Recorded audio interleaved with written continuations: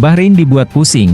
Di setiap laga, pemain timnas Indonesia selalu berbeda, membuat strategi sulit ditebak. Ditambah lagi, masuknya dua pemain naturalisasi timnas Indonesia terbaru. Media Vietnam pun heboh setelah Shin Tae-yong mengumumkan 27 pemain elit yang siap melawan Bahrain dan Cina. Nama Mes Hilgers langsung mencuri perhatian. Menariknya, media Vietnam justru meramalkan Indonesia akan tampil superior di pertandingan nanti. Elkan Bagot bikin heboh, keputusan beraninya yang tidak terduga. Ada kejutan besar dari Elkan Bagot. Setelah Shin Tae-yong umumkan skuad timnas, Elkan melakukan sesuatu yang di luar dugaan. Apa langkah beraninya kali ini? Simak terus karena kamu pasti nggak ingin ketinggalan. Kabar gembira, Mes Hilgers dan Eliano Reijnders akhirnya resmi jadi bagian dari timnas Indonesia.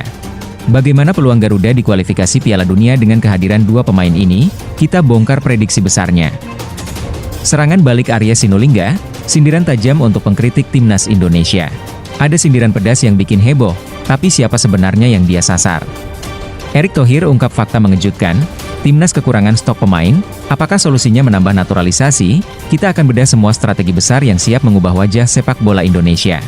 Berikut ini adalah informasi selengkapnya. Mes Hilgers dan Eliano Reijnders siap perkuat timnas Indonesia. Setiap langkah Shin Tae-yong bikin lawan pusing 7 keliling. Di setiap laga, komposisi pemain timnas Indonesia selalu berubah, membuat strategi sulit ditebak. Mes Hilgers dan Eliano Reijnders sudah didaftarkan untuk membela timnas Indonesia melawan Bahrain. Ketua Badan Tim Nasional, BTN, Sumarji, memastikan keduanya telah resmi didaftarkan untuk pertandingan di kualifikasi Piala Dunia 2026 zona Asia. Sebelumnya, kedua pemain ini telah menjalani pengambilan sumpah kewarganegaraan Indonesia di Brasil pada 30 September 2024. PSSI juga bergerak cepat mengurus perpindahan federasi mereka dari Belanda ke Indonesia. Kini, keduanya siap memberikan kontribusi besar untuk timnas di laga melawan Bahrain dan Cina. Masuknya Mes Hilgers dan Eliano Reijnders sebagai pemain naturalisasi baru menambah kejutannya. Kehadiran mereka jelas akan menambah kekuatan timnas Indonesia. Bahkan Bahrain kini harus berpikir ekstra keras. Ditambah lagi, penampilan gemilang Marten Paes di bawah Mistar membuat lawan seperti Arab Saudi dan Australia tak berkutik. Timnas Indonesia memang penuh kejutan, dan langkah cerdik Shin Tae-yong membuat permainan Garuda makin sulit diprediksi. Siap-siap saksikan aksi Mes Hilgers dan Eliano Reijnders di lapangan nanti. Media Vietnam pun heboh setelah Shin Tae-yong mengumumkan 27 pemain elit yang siap melawan Bahrain dan Cina. Nama Mes Hilgers langsung mencuri perhatian.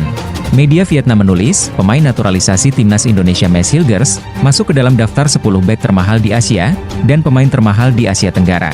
Bahkan harga Mes Hilgers melewati harga satu skuad yang dimiliki Vietnam, tulis media tersebut. Menariknya, media Vietnam justru meramalkan Indonesia akan tampil superior di pertandingan nanti.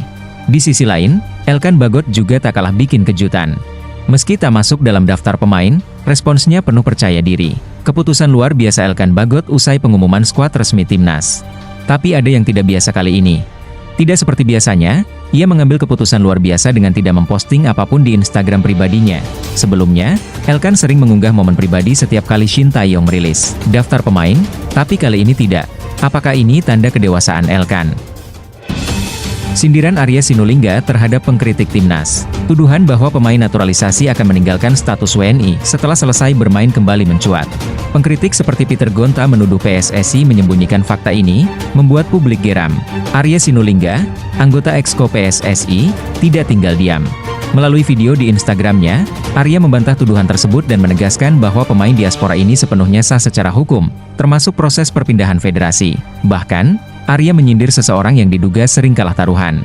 Meski tidak menyebut nama, banyak yang menduga sindiran ini ditujukan kepada Peter Gonta. Polemik ini semakin panas, terutama terkait isu mafia sepak bola yang masih membayangi prestasi timnas. Ketua Umum PSSI, Erick Thohir, menekankan pentingnya memperbanyak stok pemain di berbagai level usia.